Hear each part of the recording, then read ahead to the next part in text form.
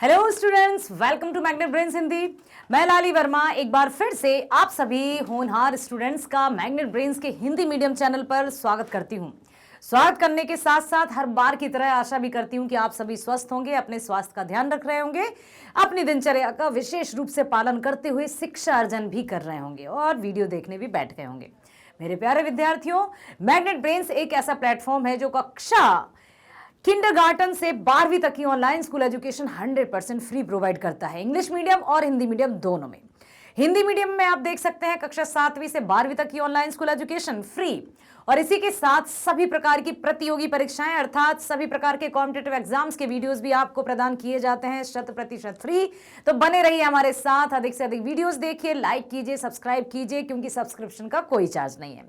आइए चलते हैं इस वीडियो की तरफ। हमने अपनी पाठ्य पुस्तिका गोधुली भाग 1 कितने चैप्टर्स कंप्लीट कर लिए बताइए जल्दी से। 11। Very nice. हमने अपनी किताब के जो मुख्य हमारी पाठ्य पुस्तिका है गोधुली भाग 1 उसके 11 पाठ पूरे कर लिए हैं।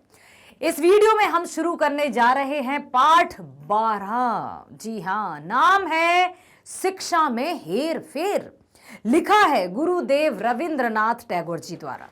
रविंद्रनाथ टैगोर जी के नाम से आप भली भांति परिचय होंगे, है ना, भली भांति परिचित है ना।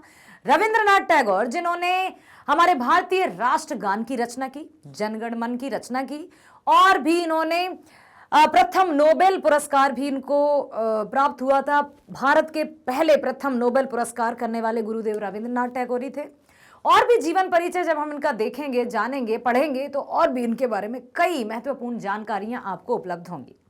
साथ ही साथ शिक्षा में हेर फेर जो इन्होंने बताया है अपने शिक्षा शास्त्र से, इसके माध्यम से आप बताइए क्या कहना चाहते हैं रविंद्रनाथ टैगोर जी।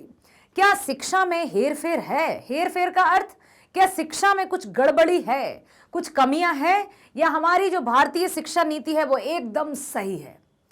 यदि नहीं है शिक्षा में हेर फेर, तो फिर शिक्षित होने के बाद भी व्यक्ति में वो नैतिक मूल्य या मोरल वैल्यूज का विकास क्यों नहीं हो पाता? क्या शिक्षा की कमी है? अब यदि हम कहें नहीं नहीं नहीं, शिक्षा तो बहुत अच्छी दी जाती है, परिवार में कुछ ऐसा माहौल रहता है, लेकिन जो परिवार है वो भी तो शिक्षित हुआ होगा, उसने भी तो कभी शिक्षा प्राप्त की होगी, तो उसमें यदि व्यवहार में या पालन पोषण में कुछ मान लीजिए कुछ व्यवहार या बातें, कहते हैं ना इनके घर का माहौल, किसी के घर का, अमुक व्यक्ति के घर का माहौल तेज तर्राट है, किसी के घर का माहौल ऐसा है, बहुत सारी बातें सुनने को मिलती हैं। लेकिन वो माहौल उत्पन्न कैसे हुआ, कहां है उसकी जड़, कहां है उसकी कमी, उन सब बातों को भी हमें जानना होगा।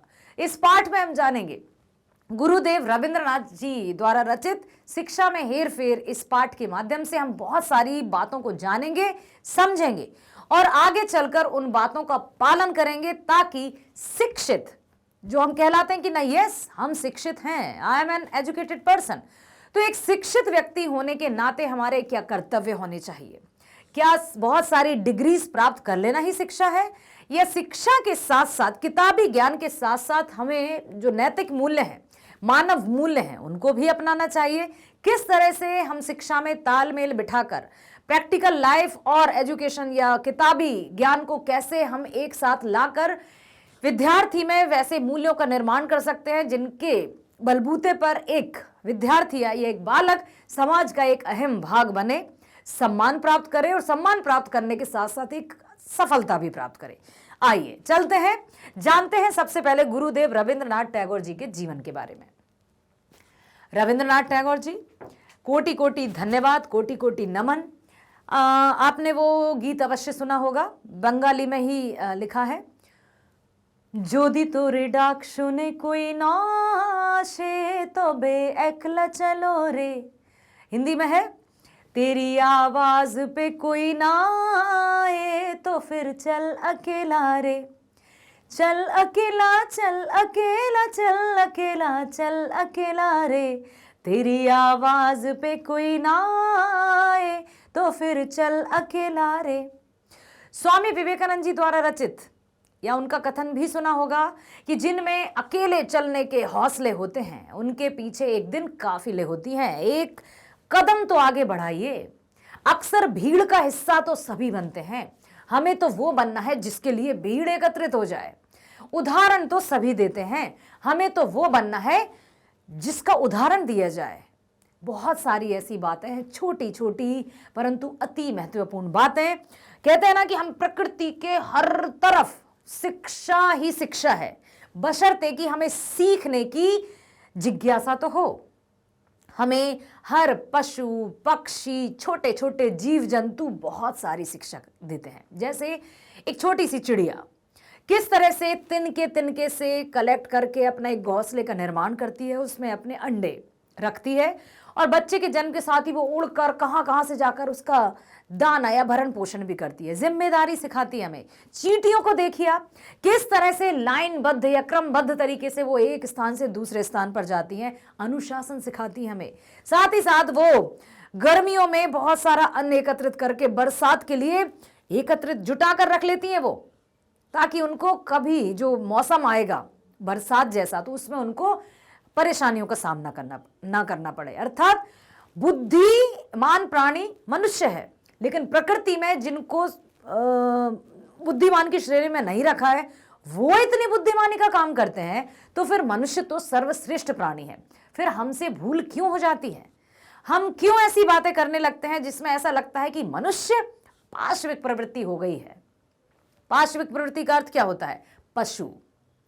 मनुष्य होते हुए यदि पाशविक प्रवृत्ति में मनुष्य अपना कार्य करे तो फिर उस परमात्मा को भी बड़ा अजीब सा लगता होगा, क्योंकि वो तो परम पिता है, सबका पिता है। जिस तरह से माता पिता की एक संतान हो, दो संतान हो, तीन हो या पांच, यदि एक भी बच्चा उनके कुछ ऐसा काम करता है जिससे वो नाखुश रहते हैं तो उन्हें बड़ा दुख होता है। तो उसकी तो हम सब संतानें हैं, हमारे कर्मों का लेखा जोखा सब रखता है वो। लेकिन हम तथा कथित भौतिक भोग विलासों में ये भूल जाते हैं कि हम जिस घर से आए हैं उसी घर लौट कर भी जाना है, जवाब भी देना है, और हम इस भ्रम जाल में या भावनाओं के सागर में खोकर सब कुछ भूल जाते हैं और जो नश्वर है उसको हम वास्तविकता समझने लगते हैं। जबकि जो सत्य है, जो शाश्वत है, वो जन्म और मृत्यु। आए हैं तो जाना अवश्य होगा, ना तो कोई साथ आया है ना ही कोई साथ जाएगा। आइए जानते हैं जीवन परिचय के बारे में। रविंद्रनाथ टैगोर जी का जन्म 7 मई सन 1861 में कोलकाता के जोड़ा सांकों की हवेली में हुआ था। संपन्न परिवार में जन्म हुआ। उनके पिता का नाम देवेंद्रनाथ टैगोर था।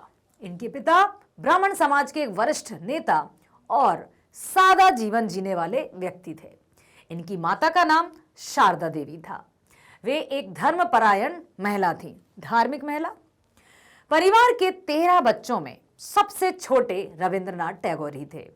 बचपन में ही टैगोर जी की माता का निधन हो गया, जिसकी वजह से उनका पालन पोषण घर के नौकर चाकरों ने ही किया। रविंद्रनाथ की प्रारंभिक शिक्षा सेंट जेवियर स्कूल में हुई। वर्ष 1877 में, जन्म कब हुआ? 1861 में, ठीक है। वर्ष 1877 में रविंद्रनाथ टैगोर ने एक लघु कहानी भिखारिणी, ठीक है, भिखारिणी अब कभी भी आ जाता है तो आप तुरंत लिखिएगा कि ये रचना है गुरुदेव रविंद्रनाथ टैगोर की। उन्होंने एक लघु कहानी लिखी भिखारिणी और कविता संग्रह संध्या संघ की रचना की। रविंद्रनाथ टैगोर ने महाकवि कालिदास की कविताओं को पढ़कर ही प्रेरणा ली। वर्ष 1873 में रविंद्रनाथ टैगोर ने अपने पिता के साथ देश के विभिन्न राज्यों का दौरा किया, अपने ही देश के विभिन्न राज्यों का दौरा किया। इस दौरान रविंद्रनाथ ने विभिन्न राज्यों की सांस्कृतिक और साहित्यिक ज्ञान को जमा कर लिया। कहते हैं ना कि कोस कोस पर बदले पानी, 4 कोस पर वाणी। जितना भी जैसे लेखक हों, कवि हों, वो यायावरी प्रवृत्ति के होते हैं। शब्द आया यायावरी। यायावरी का होता है घुमक्कड़ी प्रवृत्ति, ठीक है, जो घूमते हैं, जो फिरते हैं। तो यायावरी करने वाले वहां क्यों जाते हैं? सिर्फ मनोरंजन के लिए नहीं। जो लेखक, कवि या साहित्यकार एक स्थान से दूसरे स्थान पर भ्रमण करते हैं तो वहां की कला, संस्कृति, रहन सहन, जीवन यापन सबको यहां पर सहेज कर ले आते हैं और उसके माध्यम से फिर उनकी रचनाओं में उजागर करते हैं। तो ऐसा ही इन्होंने विभिन्न राज्यों का दौरा किया। इस दौरान रविंद्रनाथ जी ने विभिन्न राज्यों की सांस्कृतिक और साहित्यिक जो ज्ञान है उसको जमा किया, एकत्रित किया। अमृतसर के प्रवास के दौरान उन्होंने सिख धर्म को बहुत ही गहराई से जाना। जब वे अमृतसर गए तो वहां उन्होंने जो पंजाब, उन्होंने सिख धर्म को बहुत ही गहराई से जाना और उन्होंने सिख धर्म पर कई कविताएं लिखी। रविंद्रनाथ टैगोर जी का निधन 7 अगस्त सन 1941 को कोलकाता में हुआ। ठीक है, यह भारतीय साहित्य के लिए अभूतपूर्व क्षति थी, बहुत ही भारतीय साहित्य के लिए, भारत के लिए अभूतपूर्व क्षति थी, एक बहुत बड़ा नुकसान था, एक बहुत बड़ी हानि थी, क्योंकि भारतीय जन्मभूमि या भारत भूमि से एक ऐसे सपूत का जाना जो बहुत कुछ कर कर चला गया। पाठ का सार, शिक्षा में हेरफेर। अब देखिए यहां पर आप रंग बिरंगी किताबों के साथ नन्हे मुन्ने बच्चों को देख रहे हैं। शिक्षा में हेरफेर, शिक्षा में गड़बड़ी या शिक्षा में कुछ कमी, क्या है इसमें? रविंद्रनाथ टैगोर जी ने इस पाठ के माध्यम से हमें यही कहने का प्रयास किया है कि जो भी हमारी शिक्षा नीति है उसमें किस तरह से और बदलाव किए जाए, किस तरह के मूल्यों को विकसित किया जाए, ताकि जब विद्यालय बच्चा जाता है, बालक जब विद्यालय में प्रवेश करता है तो उसे प्रवेश करते ही सिर्फ रट्टू तोता ना बनाया जाए, रोट लर्निंग के प्रति उसका बिल्कुल भी ध्यान ना दिया जाए। किताबी ज्ञान के साथ साथ उसको जीवन पर आधारित नैतिक मूल्यों की शिक्षा भी दी जाए, उसकी रुचि के अनुसार उसे कार्य भी करने दिए जाए, ना कि सिर्फ डांट और डपट से सिर्फ वही करवाया जाए जो शिक्षक चाहते हैं या जो किताबों में लिखा है। क्योंकि यदि ऐसा हुआ तो वो सिर्फ इतना ही सीमित होकर रह जाएगा, उसे वास्तविक जीवन का सामना करना नहीं आएगा, और जब बड़ा होकर वो समाज का एक हिस्सा बनेगा, क्योंकि जिम्मेदारी तो उसके कंधों पर आनी ही है, तब वो सही गलत का निर्णय नहीं कर पाएगा। मैं एक अपना अनुभव शेयर करना चाहती हूं आपके साथ कि मेरे एक मित्र हैं, बहुत अच्छे हैं, शिक्षित हैं, बहुत सारी डिग्रीज या यूं कहूं कि कई राज्यों का भ्रमण उन्होंने किया है, साथ ही साथ विदेश का भी भ्रमण किया है, कई जगह वो गए हैं। किताबी ज्ञान पर्याप्त है, परंतु जब वो मुझसे मिले तो मैंने उनको साफ साफ कह दिया, क्योंकि बहुत छोटी छोटी जो कभी कभी समाज में, परिवार में ऐसी छोटी छोटी मुश्किलें आ जाती हैं, उसमें वो घबरा जाते हैं, उनका सामना नहीं कर पाते, अत्यधिक मतलब नहीं, क्रोध में आ जाते हैं, आवेश में आ जाते हैं कि क्या करें, ऐसा कैसे हो सकता है। इसलिए उनसे किसी की अब बनती नहीं, परिवार में, समाज में वो हर एक से कहता है अरे कोई समझते नहीं, अरे कोई समझता नहीं। ऐसा तो है नहीं कि सारी दुनिया खराब है, कहीं ना कहीं हम में कमी है, लेकिन व्यक्ति या हम ये मानने को तैयार नहीं होते हैं कि हम में कमी है। हर एक व्यक्ति को लगता है कि आई एम द बेस्ट, मतलब मुझ में कोई कमी नहीं है, कमी सिर्फ सामने वाले में है। जिस दिन हम अपनी कमियों को देखना शुरू कर देंगे, सामने वाले में अच्छाइयों को देखना शुरू कर देंगे, उसी दिन से सारे झगड़े अपने आप धीरे धीरे समाप्त हो जाएंगे। तो गुरुदेव रविंद्रनाथ टैगोर जी ने भी इस पाठ के माध्यम से यही बताया कि ना केवल किताबी ज्ञान ही बच्चों को प्रोवाइड किया जाए, बल्कि किताबी ज्ञान के साथ साथ नैतिक मूल्य, मानव मूल्य को भी शामिल करते हुए शिक्षा प्रदान की जाए। देखिए लिखा है, महान शिक्षा शास्त्री एवं साहित्यकार रविंद्रनाथ टैगोर जी ने शिक्षा में हेर फेर शीर्षक निबंध में भारतीय शिक्षा प्रणाली की खामियों को उजागर किया है। खामियों का अर्थ होता है कमियां।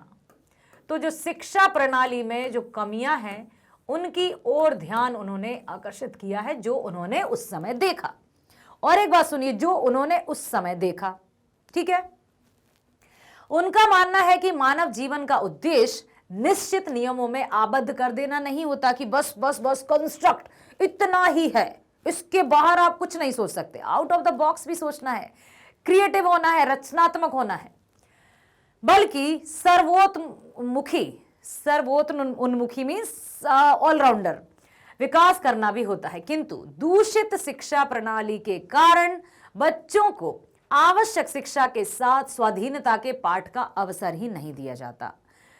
उसमें क्या है, बस ये पाठ पढ़ो, ये करो और कुछ नहीं। स्वयं बालक या बच्चा क्या करना चाहता है इसकी ओर कभी ध्यान नहीं दिया, जिस कारण बच्चे की चेतना का विकास नहीं हो पाया और आयु बढ़ने पर भी बुद्धि की दृष्टि से वह बालक ही रह गया।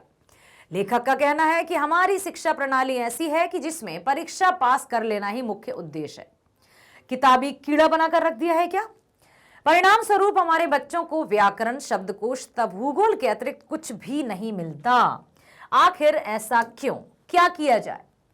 साथ ही दूसरे देशों में यदि बालक जिस आयु में अपने नए दांतों से बड़े आनंद के साथ गन्ना खाता है,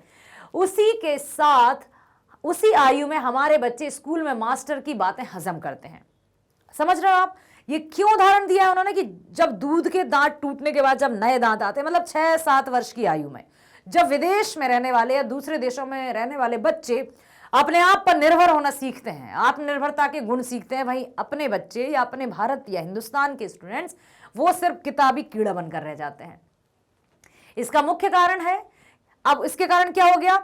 उनकी मानसिक जो शक्ति है उसका ह्रास हो गया। यहां पर एक शब्द आया है ह्रास। ह्रास मतलब नाश, नष्ट, ठीक है, जिस कारण बच्चों की मानसिक पाचन शक्ति का ह्रास हो जाता है, मतलब एकदम उसमें कमी आने लगती है उस शक्ति में और वो नष्ट होने लगती है। इसका मुख्य कारण है कि हमारी शिक्षा में बाल्यकाल से ही आनंद के लिए कोई स्थान नहीं है। और एक बात आपने सुनी होगी कि रविंद्रनाथ टैगोर जी जब भी अपने शिष्यों को शिक्षा प्रदान करते थे वो प्रकृति के खुले वातावरण में, सिर्फ किताबों पर नहीं, वो जो भी पढ़ाते थे उसका पूरा प्रकृति में आनंद लेते हुए अनुभव के साथ शिक्षा प्रदान करते थे। हमारी शिक्षा में बाल्यकाल से ही आनंद के लिए स्थान नहीं होता, हम उसी को कंठस्थ करते हैं जो अति आवश्यक है। इससे काम तो हो जाता है लेकिन उसका विकास नहीं होता। लेखक की मान्यता है कि आनंद के साथ पढ़ते रहने से पठन शक्ति बढ़ती है, सहज स्वाभाविक नियम से ग्रहण शक्ति, धारणा शक्ति तथा चिंतन शक्ति भी सबल होती है। अंग्रेजी विदेशी भाषा है, शब्द विन्यास तथा पद विन्यास की दृष्टि से हमारी भाषा के साथ उसका कोई सामंजस्य नहीं है, लेकिन फिर भी क्या होता है, इससे अपरिचित होने के कारण बच्चों के मन में कोई स्मृति जागृत नहीं होती, उनके सामने कोई चित्र प्रस्तुत नहीं होता और अंधाधुंध अंधभाव से उनका मन अर्थ को टटोलता रह जाता है। दूसरी बात यह भी है कि नीचे वर्गों में पढ़ाने वाले शिक्षक अल्पज्ञ भी होते हैं। ये उन्होंने अपने उसमें कि ऐसा तो नहीं कि जो उनको पढ़ा रहे हैं पहले उनकी बुद्धि क्षमता का भी तो परीक्षण ले लिया जाए। विद्यालयों का ये मतलब जिम्मेदारी रहती है, ये रिस्पॉन्सिबिलिटी रहती है कि जिस भी शिक्षक का वे चयन कर रहे हैं क्या वो उस एज ग्रुप के स्टूडेंट्स को सही से शिक्षा प्रदान कर सकता है। इस सब बातों की ओर ध्यान आकर्षित करना चाहते हैं। वे ना तो स्वदेशी भाषा ही अच्छी तरह जानते हैं ना अंग्रेजी, फिर वो जो शिक्षक ही नहीं जानेगा वो स्टूडेंट्स को कैसे पढ़ाएगा। वे बच्चों को पढ़ाने के बदले मन बहलाने का काम पूरी सफलता के साथ करते हैं। लेखक खेद प्रकट करते हुए, अब यह खेद एक शब्द आया है, खेद का अर्थ होता है दुख। खेद प्रकट करते हुए कहते हैं कि मनुष्य के अंदर और बाहर दो उन्मुक्त विचार क्षेत्र हैं जहां से वह जीवन, बल और स्वास्थ्य संचय करता है। वह बालकों को एक विदेशी कारागृह में बंद कर दिया जाता है, जिस कारण साहित्य की कल्पना, राज्य का द्वार उनके लिए अवरुद्ध हो जाता है। अर्थात उनको सिर्फ एक फ्रेम में, एक सांचे में, एक ढांचे में ढाल दिया जाता है कि बस तुम यही करोगे, तुम्हें यही याद करना है, परीक्षा में यही पूछा जाएगा। अब यदि उससे कह दिया जाए कि परीक्षा में सिर्फ यही पूछा जाएगा तो वो दूसरी बातें क्यों करेगा, याद क्यों पढ़ेगा? क्योंकि उसे पता है कि परीक्षा के आधार पर या परीक्षा का जो परिणाम होगा उसके आधार पर ही उसको अच्छा माना जाएगा, बुद्धिमान माना जाएगा और वो सिर्फ सीमित होकर रह जाता है। लेखक ने यह भी तर्क दिया है कि जिस शिक्षा में जीवन नहीं, आनंद नहीं, अवकाश या नवीनता नहीं, नवीनता मीन्स नयापन, इनोवेशन, ठीक है, जहां हिलने डुलने का स्थान नहीं, मतलब चुपचाप बैठे रहो। और ये बात मैं बता दूं, ये बात तब की है जब हमारी शिक्षा प्रणाली में टीचर सेंट्रिक या कंस्ट्रक्टिविज्म अप्रोच नहीं हुई थी। टीचर सेंट्रिक शिक्षा हुआ करती थी जहां पर शिक्षक के हाथ में एक लाठी या स्टिक हुआ करती थी और सीधे ऐसे बिल्कुल ये पाठ याद करो, ये याद करो, इस तरह से स्टूडेंट अपनी मर्जी से कुछ भी नहीं कर पाता था। लेकिन शिक्षा में बदलाव आया और NEP मतलब जो 1986 में जो शिक्षा पद्धति लागू हुई उसमें कंस्ट्रक्टिविज्म अप्रोच आया।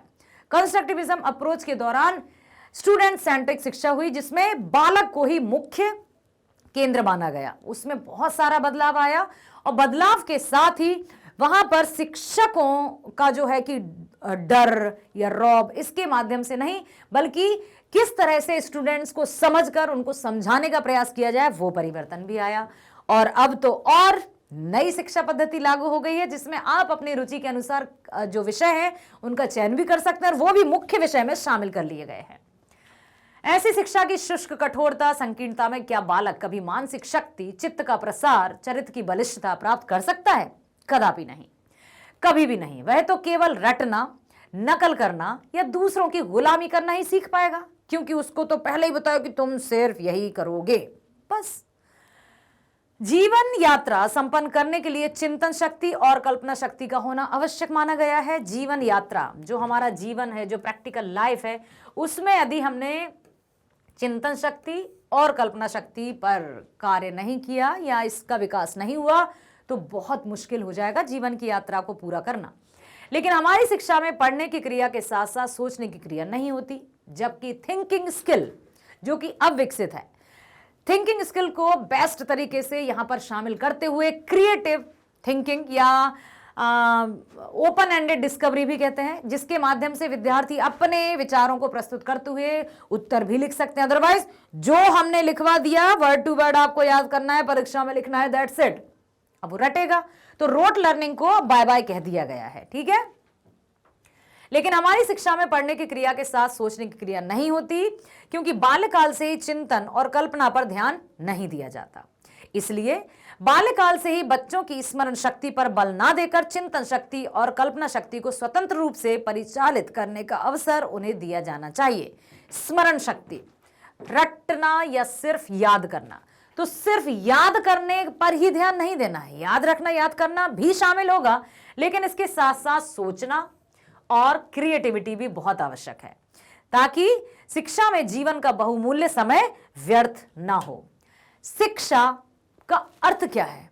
जिससे हमें सीख मिले। सीख किसकी मिले? क्या सिर्फ किताबों की? क्या सिर्फ किताबों में संपूर्ण जीवन समाया होता है? नो, संपूर्ण जीवन और किताब कुछ कुछ तो मैच करते हैं, लेकिन पूरी तरह से नहीं।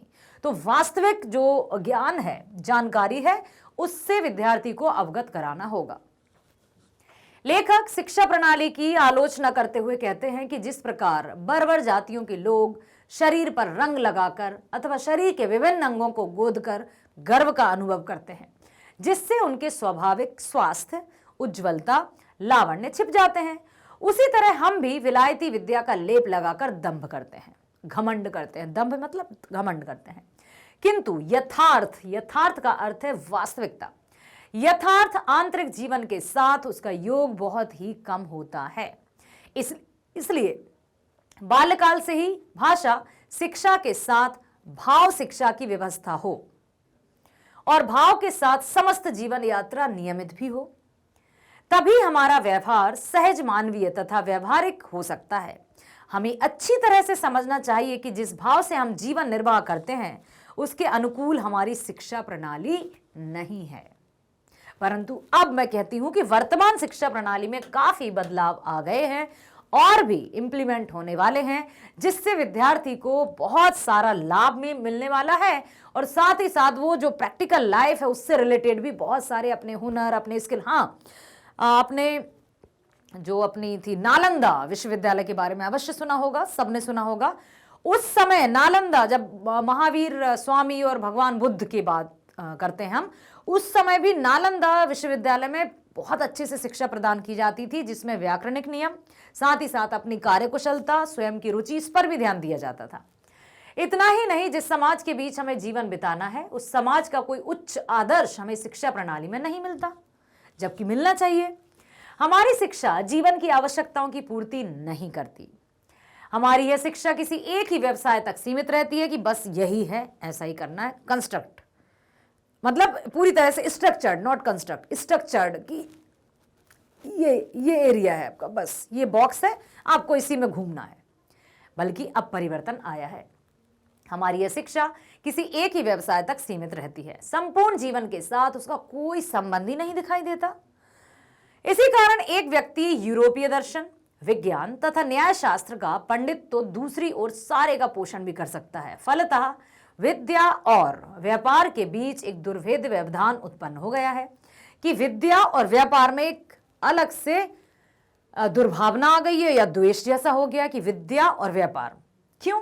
क्योंकि उस समय की जो शिक्षा प्रणाली थी उसमें सिर्फ और सिर्फ एक ही तरह का ढांचा या सांचा प्रस्तुत किया जाता था। परिणाम स्वरूप यह होता है कि दोनों एक दूसरे के विरोधी हो जाते हैं। हमारी पुस्तकीय विद्या उसकी विपरीत दिशा में जीवन को निर्देशित करती है। हमारे मन में उस विद्या के प्रति अविश्वास और श्रद्धा का जन्म, अश्रद्धा का, नॉट श्रद्धा का, कि जो अविश्वास है और अश्रद्धा है, ना तो विश्वास बना रहता है ना ही आदर रहता है। शिक्षित होने के बाद भी जब एक बालक बड़ा होकर समाज में जाता है तो अपने आप को वो एग्जिस्ट ही नहीं कर पाता, वहां के साथ वो सामंजस्य स्थापित नहीं कर पाता। इसलिए जो शिक्षा है उसमें मानवीय मूल्य या जो वास्तविक जीवन है, यथार्थता है, वास्तविकता है, उसका भी सामंजस्य अवश्य होना चाहिए। हम सोचते हैं कि वह विद्या एक सराहनीय वस्तु है, सारहीन वस्तु है। सारहीन मतलब जिसका कोई अर्थ ही नहीं है। और समस्त यूरोपीय सभ्यता इसी मिथ्या पर आधारित है। मिथ्या मतलब इसी झूठ पर आधारित है।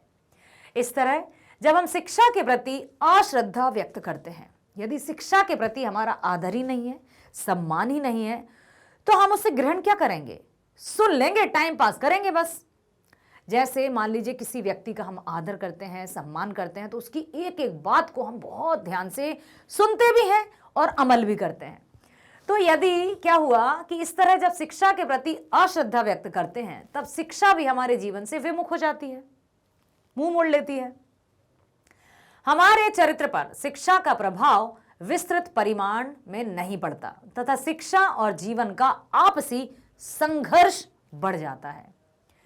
इसलिए शिक्षा और जीवन में सामंजस्य निर्माण करने की समस्या आज हमारे लिए सर्वप्रधान विचारणीय विषय है कि आखिर शिक्षा और समाज में किस तरह से तालमेल स्थापित किया जाए, जिससे शिक्षा और समाज आपस में, कहते हैं ना कि साहित्य ही समाज का दर्पण है, या समाज और विद्यालय एक दूसरे पर निर्भर है। ना तो समाज के बिना विद्यालय चल सकते हैं, ना ही विद्यालय के बिना एक समाज, अच्छे समाज का निर्माण हो सकता है।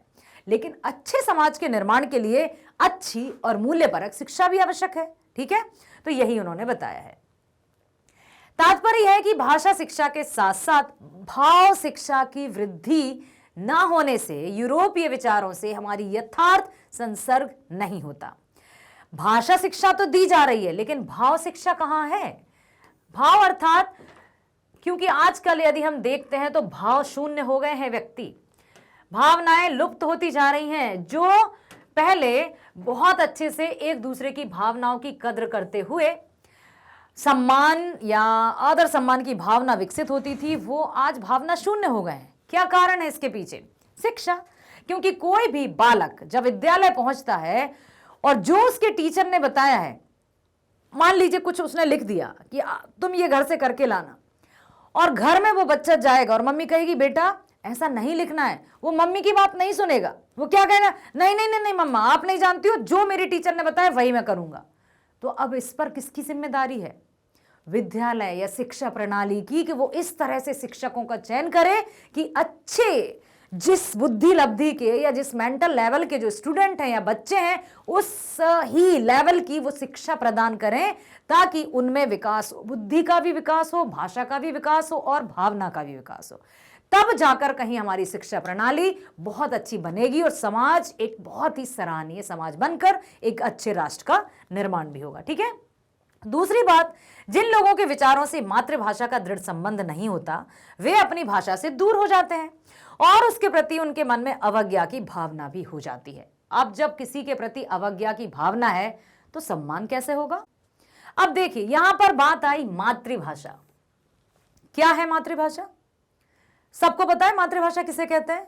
क्या है हमारी मातृभाषा? क्या हम सबकी मातृभाषा हिंदी है? क्या हम सबकी मातृभाषा गुजराती, बंगाली, बिहारी, भोजपुरी, कन्नड़, मलयालम, तमिल, तेलुगु ये है? अब किस तरह से मातृभाषा होगी? जिस राज्य में हम निवास करते हैं, जहां हम रहते हैं, जो हमारे परिवार और हमारे माता पिता की भाषा है, वही मातृभाषा है। और यदि मातृभाषा, राजभाषा और राष्ट्रभाषा में अंतर का हम बात करें तो मातृभाषा अर्थात हमारी मां की भाषा और परिवार की भाषा, राजभाषा अर्थात जो राजकाज की भाषा, और राजभाषा तो एक ही है जो है हिंदी। ठीक है, तो राजभाषा के साथ साथ राष्ट्रभाषा, जो भाषा देश के अत्यधिक राज्यों में या अत्यधिक नागरिकों द्वारा जिस भाषा को संपर्क भाषा के रूप में प्रयोग में लाया जाए वो राष्ट्रभाषा कहलाती है।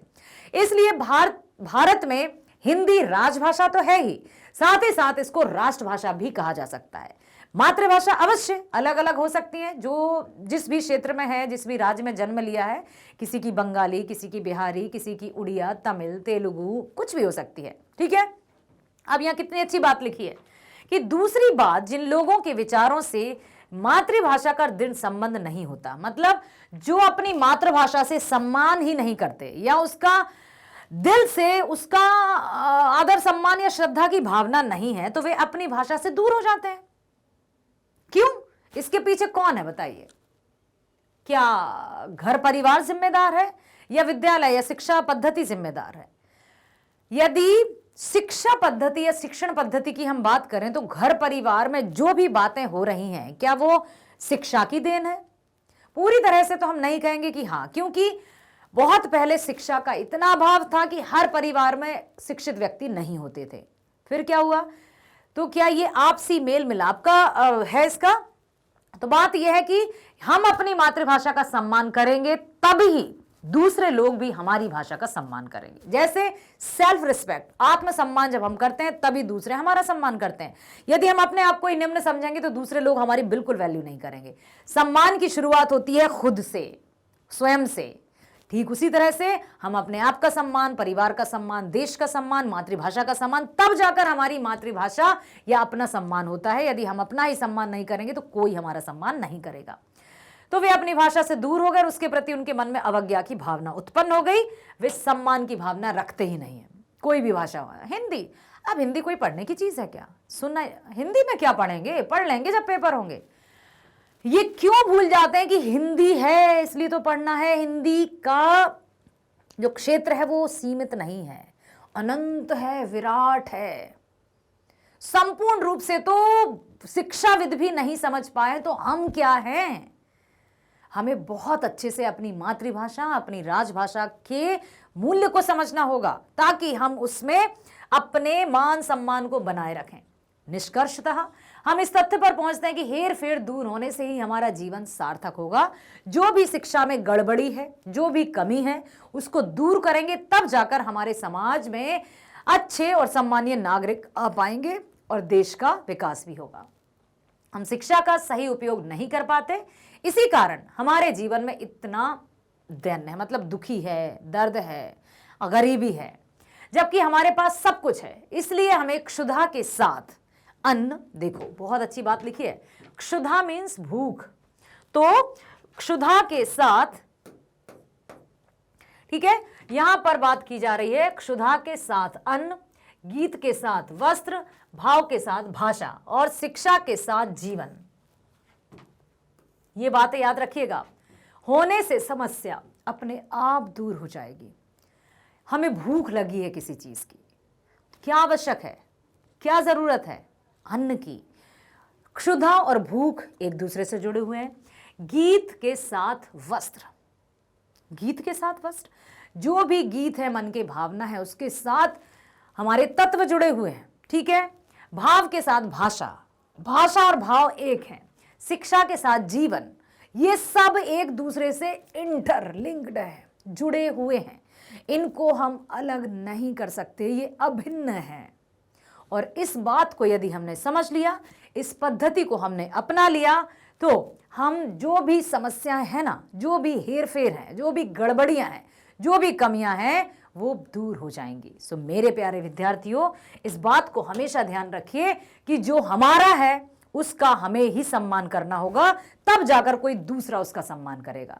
यदि हमने अपने आप को ही निम्न दर्जे का मान लिया और हीन भावना का विकास हो गया तो दूसरा तो हमें कुचल कर रख देगा। चाहे खुद हो, चाहे हमारी मातृभाषा हो, चाहे हमारी राजभाषा हो, हमारा राज हो या हमारा देश, सम्मान हमें खुद से करना होगा, स्वयं से करना होगा। आशा करती हूं आपने बहुत ध्यानपूर्वक रविंद्रनाथ टैगोर जी द्वारा रचित इस पाठ को सुना, समझा और अपने जीवन में अपनाएंगे जरूर। इसी तरह से हर एक पाठ को मैं आपके समक्ष लेकर हाजिर होती रहूंगी मैग्नेट ब्रेन्स पर, जिसमें इंग्लिश मीडियम और हिंदी मीडियम दोनों में आप अपने विषय के वीडियोस देख सकते हैं। इंग्लिश मीडियम के लिए किंडरगार्टन से 12वीं तक की ऑनलाइन स्कूल एजुकेशन है 100% फ्री। ठीक उसी तरह से हिंदी मीडियम में कक्षा 7वीं से 12वीं तक की ऑनलाइन स्कूल एजुकेशन आपको मिलती है 100% फ्री। ना केवल स्कूल एजुकेशन बल्कि सभी प्रकार की प्रतियोगी परीक्षाओं के वीडियोस भी आपको प्राप्त होते हैं 100% फ्री। तो बने रहिए हमारे साथ, अधिक से अधिक लाइक कीजिए, सब्सक्राइब कीजिए, क्योंकि सब्सक्रिप्शन का कोई चार्ज नहीं है। हम यहां से केवल एक विषय या दो विषय, एक पाठ या दो विषय पाठ देने की या फ्री प्रोवाइड करने की बात नहीं करते हैं। कहा ना, संपूर्ण पाठ्यक्रम, सभी विषय का, सभी कोर्सेज आपके लिए 100% फ्री प्रोवाइड किए जा रहे हैं, फ्री प्रोवाइड होते रहेंगे। बस आप ध्यानपूर्वक वीडियोस देखिए, लाइक, सब्सक्राइब और शेयर कीजिए और बने रहिए हमारे साथ। फेसबुक, इंस्टा और ट्विटर पर भी आप देख सकते हैं। अधिक जानकारी के लिए हमारे साथ बने रहिए। मिलते हैं नेक्स्ट वीडियो में। बस स्वस्थ रहिए, खुश रहिए, बुद्धिमान बनिए और हमारे साथ बने रहिए। Bye bye, thank you so much.